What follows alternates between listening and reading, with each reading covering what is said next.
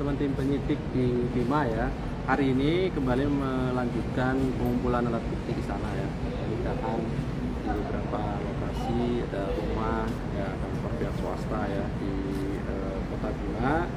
Dan sebelumnya tim sudah melakukan penggeledahan di setidaknya kan 7 lokasi yang berbeda di sana ya.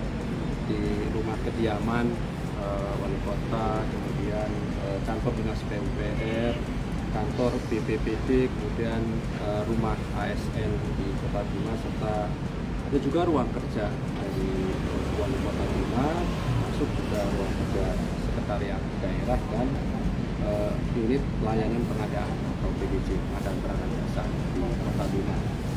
Jadi dari seluruh penggeledahan yang beberapa waktu yang lalu sudah dilakukan, kami ingin sampaikan hasilnya adalah terkait dengan diamankannya juga barang bukti ya proses penggeledahan itu berupa dokumen pengadaan, kemudian catatan keuangan dan juga bukti elektronik yang saat ini masih dikumpulkan oleh tim karena tim masih di sana melanjutkan pengumpulan alat bukti yang sampai hari ini masih terus dilakukan. Jadi ini kan terkait dengan penyidikan perkara baru ya yang sedang ditangani oleh KPK dari tindak lanjut lapor masyarakat dan kemudian ditelaah, verifikasi, kemudian ditemukan adanya peristiwa pidana hingga menetapkan seorang sebagai tersangka ya, dalam perkara ini yang nanti pada saatnya pasti akan diumumkan siapa pihak yang ditetapkan sebagai tersangka atas dugaan turut serta dalam pemborongan pengadaan barang jasa dan juga dugaan menerima gratifikasi. Ya. Pasti kami akan umumkan kepada masyarakat sebagai bentuk keterbukaan kerja-kerja KPK. Namun tentu ada waktu dan tempat yang tepat. Gitu ya. Artinya apa? Proses yang berjalan ini biar tetap terus dilakukan, tidak mengganggu prosesnya, hasilnya pun nanti optimal bisa kami berikan pada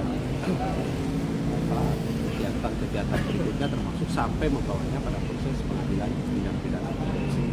Jadi ini kan soal waktu kapan kemudian kami akan mengumumkan tersangkanya, termasuk juga melakukan penahanan karena kami pastikan semua tersangka KPK kan ditahan ya, kecuali yang memang kemudian tidak memenuhi syarat untuk bisa dilakukan penahanan karena ada syarat-syarat dan termasuk misalnya kondisi kesehatan yang tidak memungkinkan untuk dilakukan penahanan, dan itu pun juga KPK harus meminta pendapat dari ahlinya, dari dokter yang kalau dokter berpendapat bahwa fit untuk melakukan penahanan, fit to trial untuk dibawa ke proses persidangan, ya kami lakukan.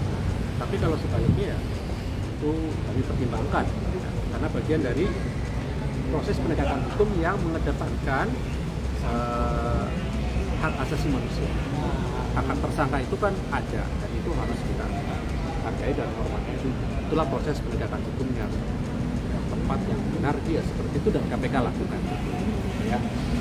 Kemudian sebagai upaya memperlancar proses penyidikannya, apakah orang yang ditetapkan sebagai tersangka tadi itu mencegah keluar negeri ya, kami sampaikan itu ya.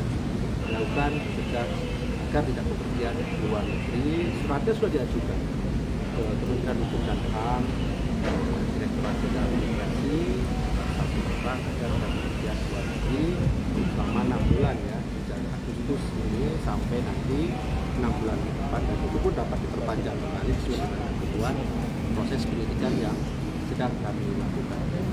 Ya. Kemudian ya. Terus kemudian apa yang ditanyakan? Ya itu ini kan di pemerintahan lokal sana, sudah muncul tersangka, jumlahnya. Nah, itu dari mana? Atau memang KPK apa memberikan hanya di sana dulu baru ke sini, atau menurut angin musab atau bagaimana?